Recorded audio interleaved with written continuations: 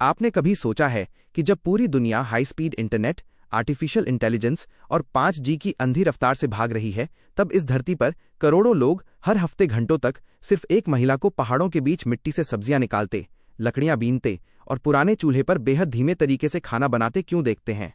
यह असल में सिर्फ खाना पकाना नहीं है, बल्कि एक ऐसी टाइम मशीन है जो हमें आज की तनावभरी और स्क्रीन से घिरी जिंदगी से दूर खींचकर एक बेहद शांत, शुद्ध और प्राचीन प्राकृतिक दुनिया में ले जाती है, जहां जिंदगी का हर एक पल खुलकर जिया जाता है।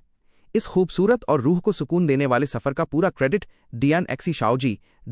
शाओजी यूट्यूब चैनल को जाता है, जिन्होंने चीन के युन्नान प्रांत के इन गहरे, धुंध से ढके जंगलों की अद्भुत संस्कृति और शरद ऋतु ऑटम हार्वेस्ट की सदियों पुरानी भोजन परंपराओं को इतने जादुई तरीके से कैमरे में कैद किया है। इस महायात्रा की शुरुआत तब होती है जब पहाड़ों पर ठंडी हवाएं चलने लगती हैं और जमीन के नीचे एक प्राकृतिक खजाना पककर तैयार हो जाता है।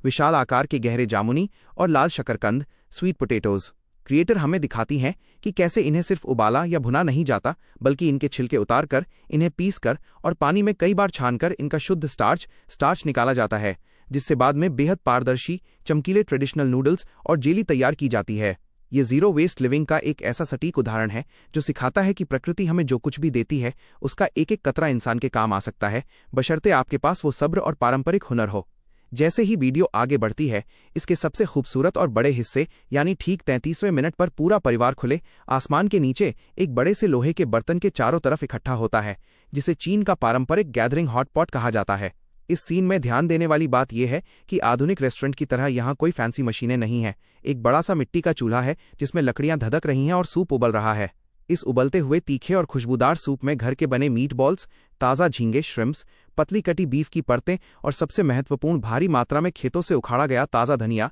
सिलांट्रो डाला जाता है। चीनी पारंपरिक चिकित्सा और संस्कृति के अनुसार शरद ऋतु के बदलते मौसम में जब शरीर का तापमान गिरने लगता है, तब इन खास जड़ी बूटियों, ताज़े मसालों और उबलते हुए सूप का ये कॉम्बिनेशन शरीर के इम्यून सिस्टम को मजबूत करने और अंदरूनी गर्मी को बनाए रखने का एक बेहद वैज्ञानिक तरीका है, जो आज की पैक्ड और प्रोसेस्ड फूड वाली जनरेशन के लिए एक बहुत बड़ा सबक है। जैसे जैसे शरद ऋतु अपनी चरम सीमा पर पहुंचती है, पहाड़ों के पेड़ मीठे फलों से लद जाते हैं, जिनमें सबसे खास हैं सुर्ख लाल और चमकीले अनार, पोमेग्रेनेट्स और पेड़ों पर लगे ताज़े अखरोट, वॉलनट्स। क्रिएटर हमें दिखाती हैं कि पेड़ से ठीक उसी वक्त तोड़े गए कच्चे और ताज़े अखरोट का स्वाद वैसा नहीं होता जैसा हम बाजार से डिब्बे में खरीदते हैं। इसके बाहरी सख्त छिलके के अंदर एक बहुत ही बारीक सफ़ेद कड़वी परत होती है, जिसे उंगलियों से एक एक करके बेहद सब्र के साथ छीलना पड़ता है, क्योंकि अगर वो परत रह गई तो पूरा खाना कड़वा हो जाएगा। इन छीले हुए अखरोटों को कूटकर पारंपरिक मीठे सूप और मिठाइयों में मिलाया जाता है, जबकि दूसरी तरफ उन रसीले लाल अनारों के दानों को निचोड़कर उनका गाढ़ा रस निकाला जाता है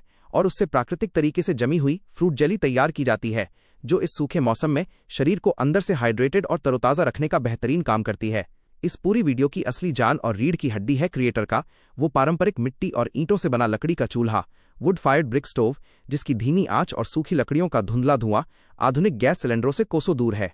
जब वो लोहे की भारी कड़ाही में स्थानीय खड़े मसालों, अदरक, लहसुन और घर की बनी सिरके वाली तीखी मिर्च, पिकल्ड चिलीज के साथ देसी चिकन के बड़े टुकड़ों को तेज आंच पर भूनती हैं, तो कड़ाही से निकलने वाली छन छन की आवाज़, जलती हुई लकड़ी की चटक और उबलते हुए मसालों के विजुअल्स दर्शकों के दिमाग में एक थेरेपी की तरह काम करते हैं, जिसे डिजिटल भाषा में ASMR फूड वीडियो कहा जाता है। यह एक ऐसा दिमागी सुकून देता है जो किसी ध्यान मेडिटेशन से कम नहीं है। वीडियो के अंत में जब पूरा परिवार, बच्चे और बुजुर्ग एक साथ बैठकर उस गरम, तीखे और खुशबूदार खाने का लुत्फ उठाते हैं, तो ये बात पूरी तरह साफ हो जाती है कि इंसान चाहे कितनी भी डिजिटल तरक्की कर ले या आलीशान शहरों में बस जाए, उसका असली मानसिक सुकून, उसकी आत्मा की तृप्ति हमेशा प्रकृति के करीब रहने, जमीन से जुड़े रहने और अपने पूरे परिवार के साथ बैठकर प्यार से एक वक्त का सादा खाना शेयर करने में ही छिपी है।